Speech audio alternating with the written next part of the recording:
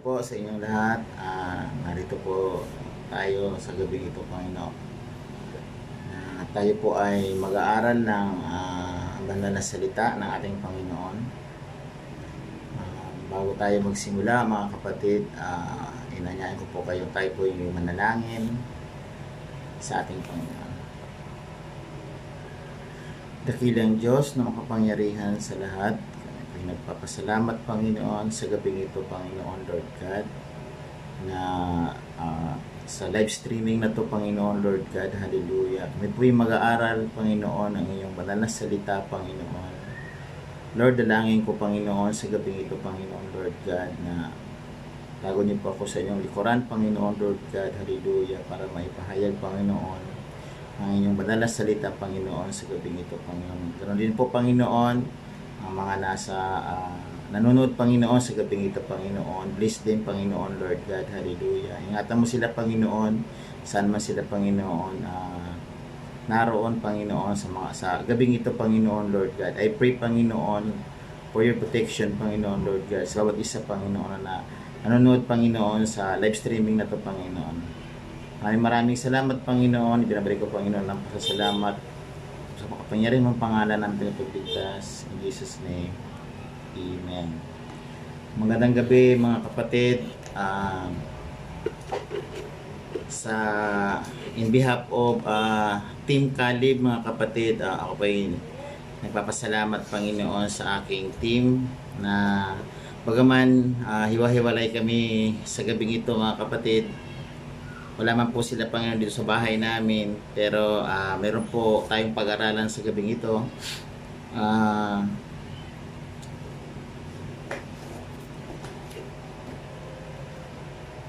Kung meron po kayong mga Biblia, mga kapatid, basahin po natin sa Luke 9 verse 23. Sabi sa Luke 9 verse 23,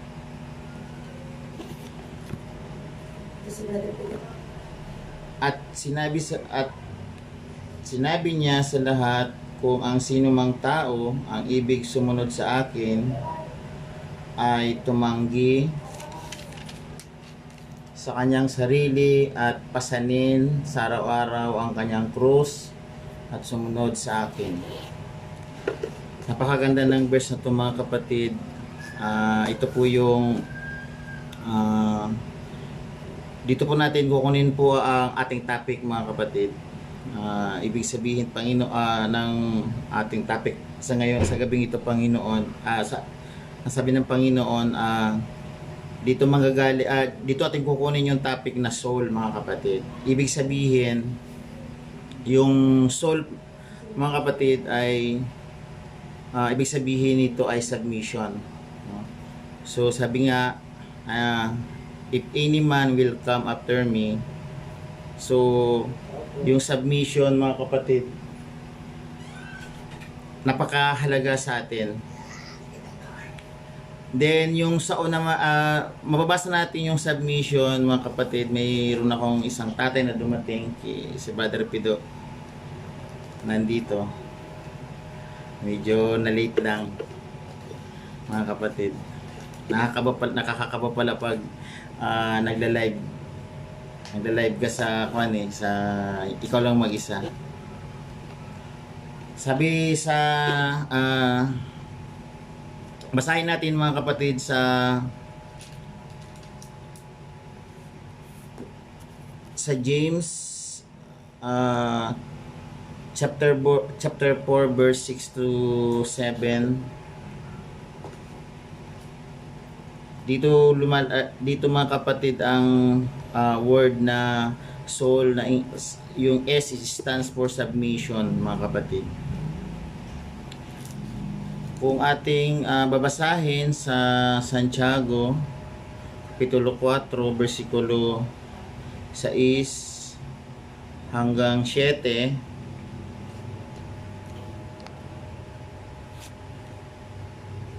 ngunit siya'y nagbibigay ng lalong biyaya, kaya't sinasabi ng kasulatan, ang Diyos ay sumasalangsang sa mga palalo datapwat nagbibigay ng biyaya sa mga kapagkumbaba.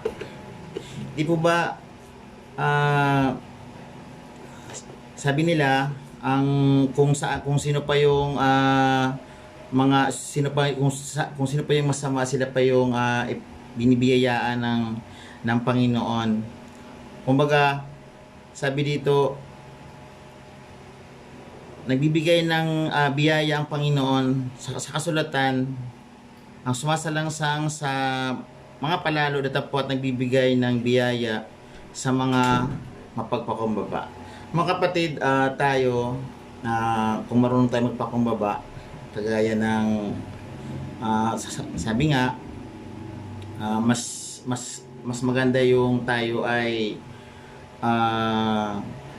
nagpapakumbaba. Dati kung tayo ay nakikipag-away, di ba? So hindi tayo marunong magpatawad, pero kung ating babasahin yung word of God, ang salita ng Panginoon, na kung kailangan natin magpakumbaba, mga kapatid, kasi napakahirap kung hindi tayo marunong magpatawad. Kung ang Diyos nga marunong magpatawad, tayo pa kaya? Di po ba? So napaka-importante sa ating kaluluwa yung submission, mga kapatid. Kailangan natin sumunod sa Panginoon. Then yung naman, mga kapatid, sabi doon sa binasa natin sa Lucas 9:23, obedience, let him deny himself. So kailangan muna nating i-deny ang ating sarili kung gusto nating sumunod sa ating Panginoon. Di ba napakahirap na kahit sarili mo, kailangan mong i-deny muna para lang sumunod sa ating Panginoon. Mabasa natin yung obedience, mga kapatid, sa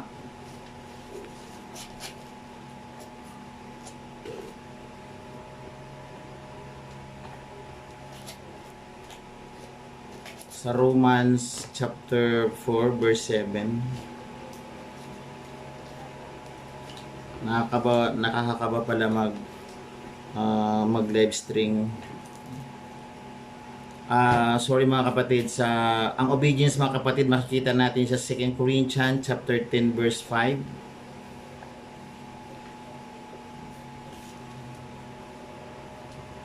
Sabi sa Corinthians chapter 10 verse 5, na siyang gumigiba ng mga maling haka at ng bawat bagay na matayog na nagmamataas laban sa karunungan ng Diyos, ay bumibihag sa lahat ng pag-iisip sa pagtalima kay Kristo. So sabi dito sa verse na to, mga kapatid, ang siyang gumigiba ng maling haka, ito yung mga kapatid, na mga maling haka natin, na parang judgmental tayo, mga kapatid, sa mga tao, yung mga puro na lang chismis ang ating parang puro na lang kachismisan ng ating mga kagaya ngayon, itong pandemic na to, mga kapatid. Makabalita ka lang ng merong nag-positive dyan sa kapitbahay mo, o kaya kahit naman hindi. So puro tayo maling hinala. Hindi kaya kung tayo man ay nakabalita ng mga ganyan, mag-pray na lang tayo, mga kapatid, na hindi tayo tamaan ng mga virus na yan, mga kapatid, na kumakalat ngayon,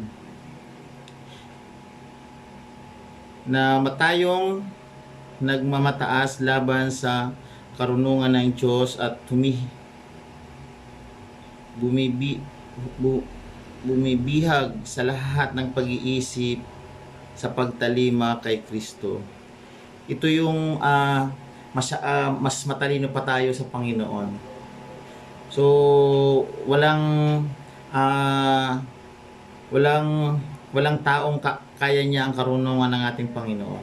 Siya yung makapangyarihan sa lahat, mga kapatid. So bilang isang tao, dapat marunong tayo magpakumbaba. Hindi yung kapag may kaaway ka, Kung kaaway mo, mas sabi nga, kung sa mag-asawa, kung sa pag-aaway niyo mag-asawa, mga kapatid, sample ko lang, kung ang iyong asawa ay apoy, ikaw naman dapat ay tubig. Kasi kung parehas kayo apoy, sigurado ako masusunog kayo.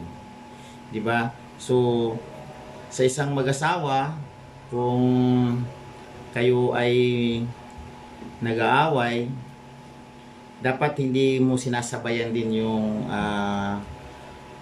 galit ng inyong asawa. Kasi pag pares kayo galit, sigurado ako sabog kayo. Pero dapat sa mag-asawa, ang isa lagi tubig. Kasi if ever man na ang apoy ay ang apoy ay tumaas, ibig sabihin yung tubig pwede siyang buhusan, mga kapatid. Pwede siyang pambuhos doon sa tubig or sa apoy na uminit. Then doon naman po sa soul, S stands for submission, O stands for obedience, and U stands for unity. So yung unity naman, mga kapatid, mababasa natin yan sa Acts chapter 44 verse 47. Sabi sa Acts chapter 44 verse Acts chapter 2 verse 44 to 47, mga kapatid. Sabi dito, at ang lahat ng mga nagsisampalataya ay nangangagkatipon, at lahat nilang pag-aari sa kalahatan. Verse 43, at ang takot ay dumating sa bawat kaluluwa, at ginawa ang maraming kababalaghan at tanda sa pamamagitan ng mga apostol. 44, at ang lahat ng mga nagsasampalataya ay nangagatipon, at lahat nilang pag-aari at sa kalahatan. 45, at ito nagbili nila ang kanilang mga pag-aari at kayamanan at ipinamahagi sa lahat ayon sa pangangailangan ng bawat isa. 46, at araw-araw sila'y panatiling matibay sa pagkakaisa sa templo at sa pagputol-putol ng tinapay sa bawat bahay-bahay, at kain sila ng kanilang pagkain na may galak at may katapatan ng puso. 47, na nagpupuri sa Diyos, nagtamo at paglingap sa buong bayan, at ikinaragdag sa kanila ng Panginoon araw-araw ang nangliligtas. So, mga kapatid, ito yung pang third letters, mga kapatid, nung soul. So first yung S, submission, and pangalawa O, obedience. Sabi sa obedience, let him deny himself. Kailangan mo ng talikuran ng iyong sarili para sumunod sa ating Panginoon. And U is unity, and take up his cross daily. So, kailangan natin pasanin ang ating cross araw-araw. Pag sinabi natin cross, ito yung mga burden natin, mga kapatid. Ito yung cross natin, pamilya natin, asawa natin, mga anak, mga kamag-anak. Ito yung kung kaya mong pasanin ang kanilang ang iyong cross araw-araw. Ito yung mga kung gusto mong sumunod sa Panginoon, kailangan mong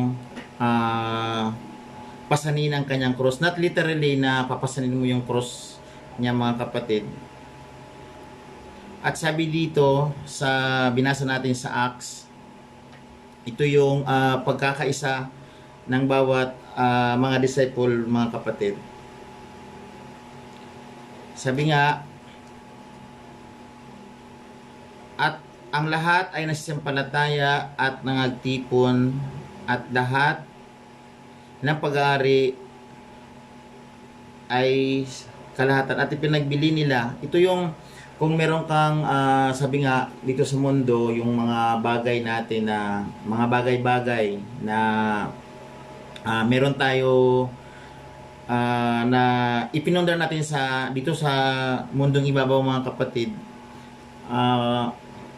Mawawala yan, mga kapatid. Lahat ng ating mga pinaghirapan dito sa mundong ibabaw, darating ang araw, mga kapatid, mawawala siya, mga kapatid. Mas maganda mag-impok tayo ng mga salita ng Panginoon. Mag-impok tayo sa ating kaluluwa para kung gusto natin makarating sa langit, kasi isa yan sa requirements, mga kapatid, na meron tayong dapat na-store, or sabi nga sa isang kung ang isang tawag nito, yung ang isang storage ng cellphone, kapag marami, pag maluwag, pag bakante, kung anong tawag nito, yung storage niya, kuhan siya, marami siyang pwedeng i-store ng mga files, mga pictures, para makapag-save ka. Ganon din sa ating Panginoon, mga kapatid. The more na marami tayong na-store sa ating utak or sa ating isip na mga Word of God, ito yung magpapalakas sa atin. Hindi siya kung ano man ang ating mga pinagkakabalahan ngayon. Ang dami nating iniisip dahil sa pandemic na ito. Wala na tayong ibang pwedeng puntahan o tawagan kung hindi ang ating Panginoon. Kasi wala tayong magagawa kasi natin alam ang buhay natin. Pangalawa ay sa ikalawa, natin alam ang mangyayari bukas, natin alam ang mangyayari sa mga darating na araw, natin alam kung kailan itong pandemic na ito matatapos, mga kapatid. Pero nakakasiguro ako, kapag sa Panginoon tayo kumapit, meron tayong buhay na walang hanggan na inaantay sa ating Panginoon, no? So kailangan lang natin, sabi nga dito sa binasa natin, kung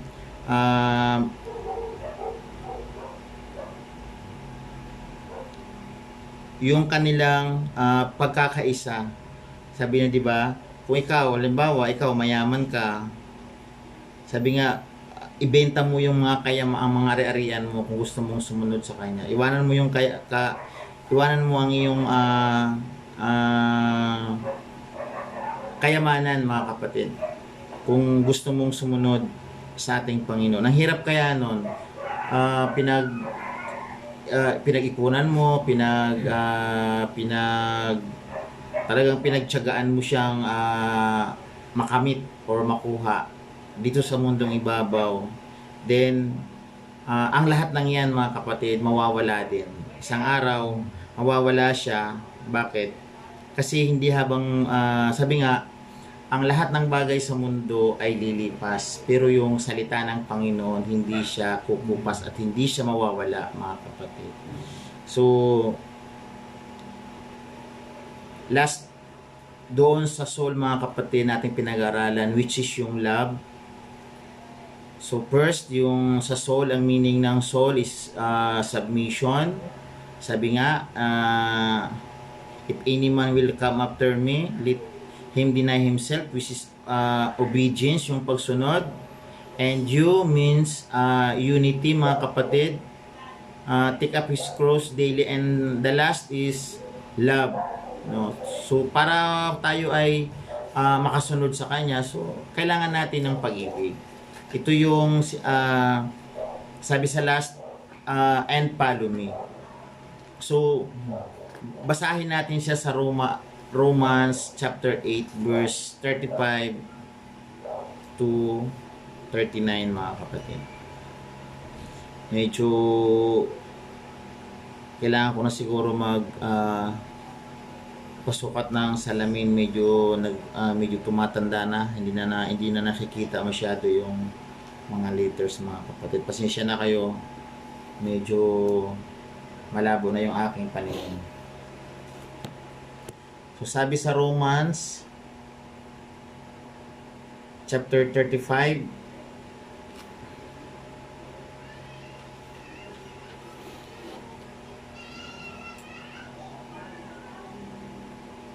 Sino ang maghihiwalay sa atin sa pag-ibig ni Kristo? Diba? Sabi na sino ang magpapaghiwalay sa atin. Ito mga kapatid yung L, which is stands for love, mga kapatid. Ang kapighatian o ang kahapisan o ang pag-uusig o ang kagutom o ang kahubaran o ang panganib o ang tabak. Verse 36, gaya ng nasusulat, dahil sa iyo'y kami pinapatay sa buong araw, kami ay nabilang na parang mga tupa sa patayan. 37, hindi kundi sa lahat ng mga bagay na ito, tayo higit pa sa mapagtagumpay at pamamagitan niyang atin ay umibig. 38, sapagkat ako'y naniniwalang lubos na kahit ang kamatayan man, kahit ang buhay, kahit ang mga anghel, kahit ang mga pamunuan, kahit ang mga bagay na kasalukuyan, ang mga bagay na darating, kahit ang mga kapangyarihan. Last verse, kahit ang kataasan, kahit ang kababaan, kahit ang alinmang ibang nilalang ay hindi makapaghihiwalay sa atin sa pag-ibig ng Diyos na nasa kay Kristo Jesus na ating Panginoon. Praise God, napakabuti ng ating Panginoon. Yung pag-ibig natin sa ating Panginoon, ng ating Panginoon sa atin, sabi nga, sino makakapaghiwalay sa atin sa pag-ibig kay Kristo? Yung kapighatian, kahapisan, sabi, shall tribulation or distress or persecution or famine or nakedness or peril or sword. So di ba napakahirap? Yung ating nararanasan ngayon mga kapatid, wala pa yan mga kapatid dito sa ating binasa ngayon mga kapatid. Pasimula pa lang yan mga kapatid. Napakahirap kung tayo ay bibitaw. Ano yung pagsubok na yan mga kapatid na ating nararanasan sa mga panahong ito, hindi yan makakapagpahiwalay sa pag-ibig ng Panginoon sa atin. Di ba? Sabi nga nila, mahal ba ako ng Diyos? Yung mga sabi na mahal ba ako ng Diyos? Kasi kung mahal ako ng Diyos, hindi ako maghihirap. So mga kapatid, masasabi ko lang, yung araw-araw na iniingatan ka ng Panginoon, di ba napakabuti ng Panginoon? Kagaya sa amin, sa trabaho namin, lagi kaming nasa labas, nagmumotor. Kung wala bang Panginoon, wala bang pagmamahal sa amin ng Panginoon? Di ba? Ang iba nga dyan, pag dinadaanan mo sa kalasada, nadidisgrasya, di ba? So, kagaya sa amin, sa aming trabaho na napakahirap, araw-araw kami exposed, araw-araw kami nagdadrive. Kung wala ang pagmamahal ng Panginoon sa amin, di ba, isang araw bubulagta na lang kami. So, napakabuti ng Panginoon. Hindi lang natin na-appreciate yung kabutihan ng Panginoon sa atin. Pero yung pagising natin sa umaga, mga kapatid, yung tayo ay magising sa umaga, na pagtingin, na pagising natin, buo ang ating pamilya, walang nahawa na sakit sa ating mga pamilya. Yung tayong makagising sa umaga, di ba? Di ba pagmamahal yan ng Panginoon sa atin? Hindi mo lang yan nararanasan siguro kasi hindi mo na-appreciate kung ano ang pagmamahal na hindi mo nakikita. Yung bigyan lang tayo ng buhay, mga kapatid. Yung sa pag-drive natin, mga kapatid, especially sa aking mga kasamahan sa trabaho, yung makauwi kami ng ligtas, yung makarating kami ng ligtas sa aming mga branches, di ba napakabuti ng Panginoon na iniingatan kami. Tapos sasabihin mo, walang hindi ka mahal ng Panginoon. Mahal ka ng Panginoon. Umpisa pa lang nung ikaw ay pinanganak hanggang ngayon, kung bakit nabubuhay ka pa dahil sa pagmamahal ng Panginoon. Minsan kasi, mas marami tayong hinihinging mas marami tayong hinihinging pabor sa Panginoon. Niwala man lang tayong ibinabalik sa Kanya, puro lang tayo hingi. Ganyan naman tayo, mga kapatid. Mahilig lang tayong mahingi ng maghingi. Pero hindi natin ibinabalik sa Panginoon yung kabutihan na ginagawa niya. Diba? Naghingi ka, tapos kumbaga parang yung inyong wish hindi siya nag-grant, mag-grant ka na isa po, hindi ako mahal ng Panginoon kasi mga hinihingi ko hindi naman nabibigay ng Panginoon, di ba? Kung tanungin kaya ng Panginoon sa iyo na hindi mo ba na-appreciate yung meron ka ngayon, di ba? Pasalamat ka nga ngayon, di ba? Sa mga oras na ito, nakakapanood ka pa ng live streaming, yung pandinig mo okay pa, or nakapanood mo pa. Paano kung isang araw bulagin ng Panginoon yan, di ba? Alisin ng Panginoon lahat ng yung mga na meron ka sa ngayon, mga kapatid. Di ba napaka buti ng Panginoon? Kasi hindi natin pwedeng sisihin ng Panginoon eh. Kaya nga binigyan tayo ng Panginoon ng ng hindi pinakialaman niya yung ating pag-iisip.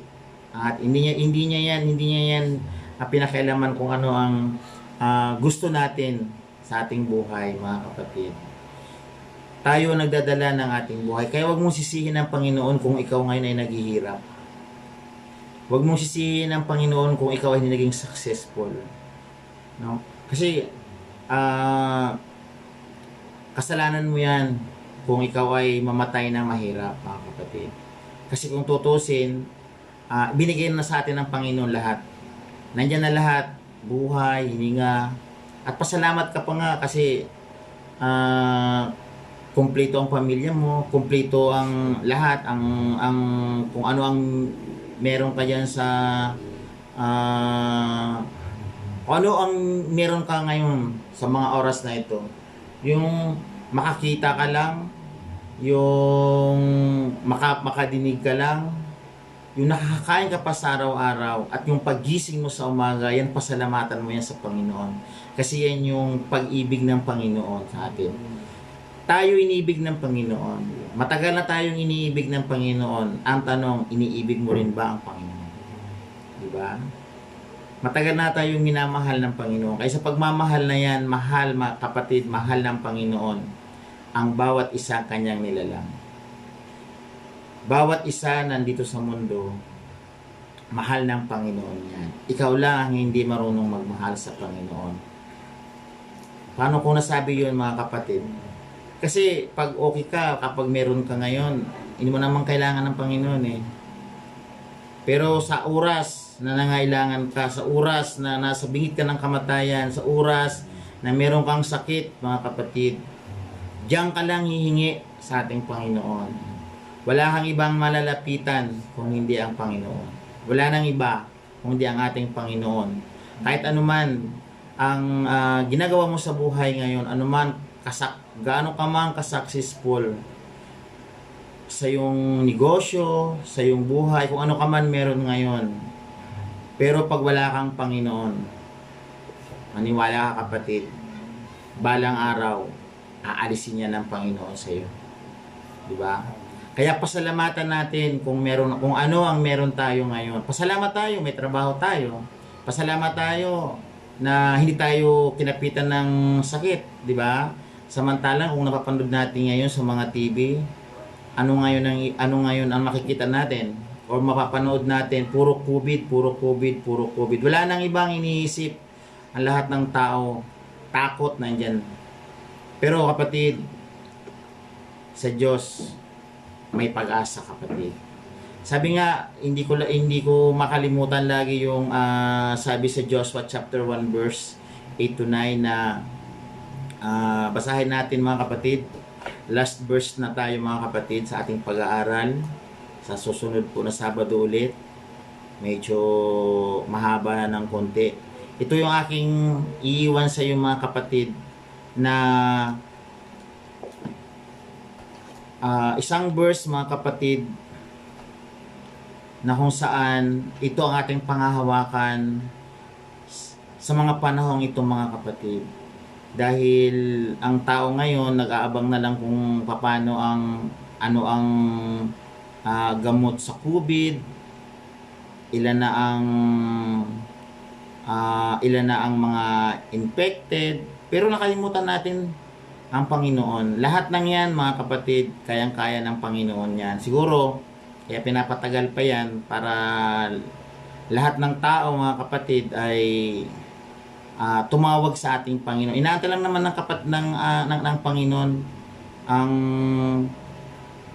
tao na humingi or manalangin sa Kanya mga kapatid.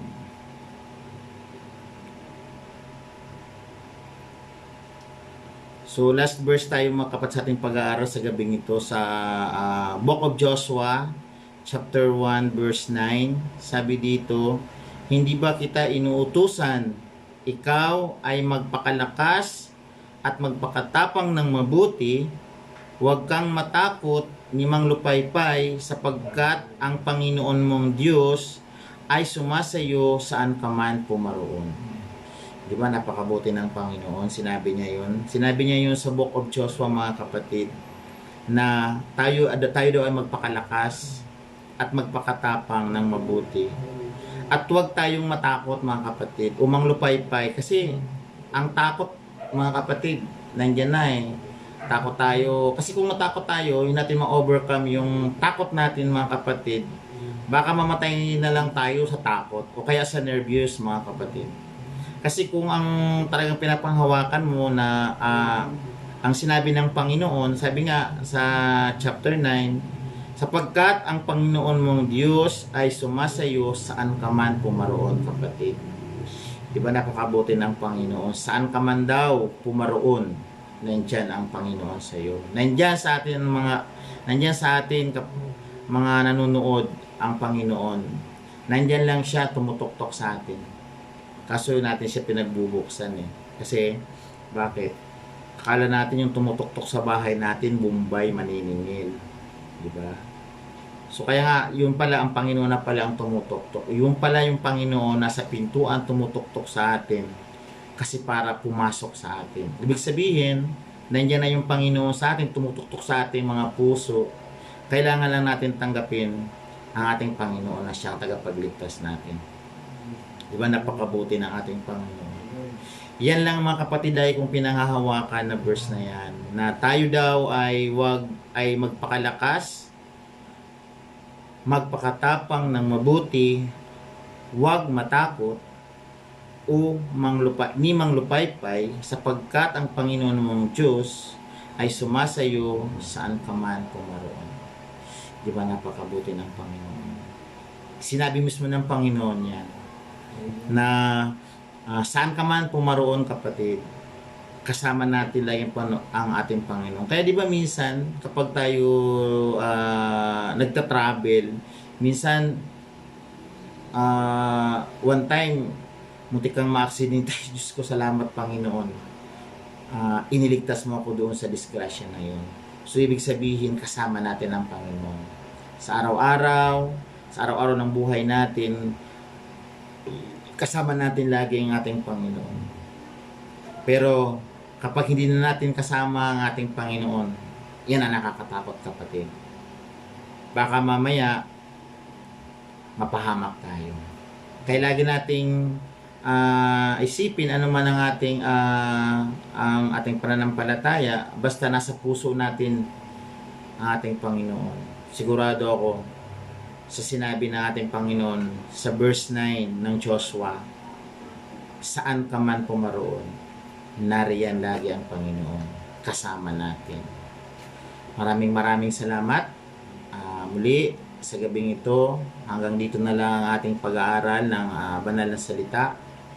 At sa mga susunod na Sabado, muli mag-aaral tayo muli sa ating kailangan natin to mga kapatid. Hindi natin kailangan ngayon ng mga ayuda mga kapatid. Kailangan natin ang salita ng Panginoon para tayo ay lumakas. Lumakas tayo sa ating spiritual mga kapatid. So napakabuti ng Panginoon. Sa lahat po ng nanonood sa Bible study na to, akin pong pinapasalamatan, especially po yung mga tatay dyan sa Cavite, ang Team Calib, shout out kay Brother Ipe, kay Brother Gary, kay Brother Kiben. Pagpalain kayo ng Panginoon. At sa aking mga nanonood din ng mga katrabaho, pagpalain kayo ng Panginoon. Hanggang dito na lang mga kapatid. Manalangin tayo mga kapatid. Sabayan niyo ako sa aking pananalangin. Hallelujah, Jesus. Dakilang Diyos na makapangyarihan sa lahat. Ako po'y nagpapasalamat, Panginoon, sa gabing ito, Panginoon, sa pag-aaral ng inyong banal na salita, Panginoon. Lord, I pray, Panginoon, Lord God, sa gabing ito, Panginoon. Bagamat mahirap, Panginoon, na through FB, Panginoon, ang aming pag-aaral, Panginoon. Alam ko, Panginoon, na marami, Panginoon, Lord God, ang nakapanood, Panginoon, ng inyong banal na salita sa gabing ito, Panginoon. Dalangin ko, Panginoon, sa gabing ito, lahat ng mga nanonood, Panginoon, pagpalain mo, Panginoon, ang bawat isa sa kanila, Panginoon. Layo mo, Panginoon, sa anumang banta, Panginoon, ng COVID-19, Panginoon, ng kanilang mga pamilya, Panginoon. Bless them, O Lord, hallelujah. Cover your blood, Jesus, hallelujah. Ganoon din po, Panginoon, ang aming pamilya, Panginoon. Ingatan mo ang bawat isa, Panginoon, sa amin. Ganoon din po, Panginoon, ang aking mga staff, Panginoon, Lord God, sa aking trabaho, Panginoon, Lord God. Nasaan man sila, Panginoon, sa mga oras na to, Panginoon, Lord God. Bless them, O Lord, hallelujah. Ilayo mo sila, Panginoon, sa anumang aksidente, Panginoon, Lord God. Ingatan mo ang bawat isa sa kanila, Panginoon, hallelujah. Ano man, Panginoon, ang kanilang mga pinagdadaanan, Panginoon, sa mga oras na ito, Panginoon. Alam po, paano walang imposible sa iyo, Panginoon, Lord God, hallelujah. Ikaw, Panginoon, ang magbigay sa kanila ng karunungan, Panginoon. Ganon din po, Panginoon, hallelujah. Ng mga karamdaman, Panginoon, sa gabing ito, Panginoon, I pray, Panginoon, in Jesus' name, alisin mo, Panginoon, ang kanilang mga karamdaman sa mga oras na ito, Panginoon, hallelujah. Ganon din po, Panginoon, I pray, Panginoon, ang araw ng bukas, Panginoon, sa divine service, Panginoon. Dalhin mo kami, Panginoon, ng ligtas, Panginoon, sa church, Panginoon, Lord God, para sa iyo magpuri at magpasalamat sa iyong kabutihan sa bawat isa sa amin, Panginoon. Dalangin ko rin, Panginoon, Lord God, ang mga katatayan, Panginoon, ng Team Calib, Panginoon, ang sa pumuno, Panginoon, ng inyong habang lingkod, Panginoon, Lord God, hallelujah. Pasalamat ako, Panginoon, ingatan mo, Panginoon, ang mga tatay, Panginoon. Ganon din po, Panginoon, ang aming mahal na pastor, Panginoon, Lord God, ang GCBH Church, Panginoon, ang mga members, elders, Panginoon, son leaders, Panginoon, ingatan mo bawat sa kanila, Panginoon, nasaan man sila sa dahong ito, Panginoon, Lord. Ganon din po, Panginoon, ang aking mga kamag-anak, ang aking mahal sa buhay, Panginoon, aking tatay, Panginoon, ang aking mga kapatid, hallelujah. Ingatan mo sila, saan man sila, Panginoon, naroon sa mga oras na ito, Panginoon. Ganon din po, Panginoon, ang aking kapatid na nasa abroad, Panginoon, na nasa ibang bansa, Panginoon. Ingatan mo siya, Panginoon, sa kanyang pagtatrabaho, Panginoon, hallelujah. Maraming salamat, Panginoon. Ibinabalik ko, Panginoon, sa iyong papurit, pasasalamat sa kapangyarihan mong pangalan. In Jesus' name, amen, amen, amen.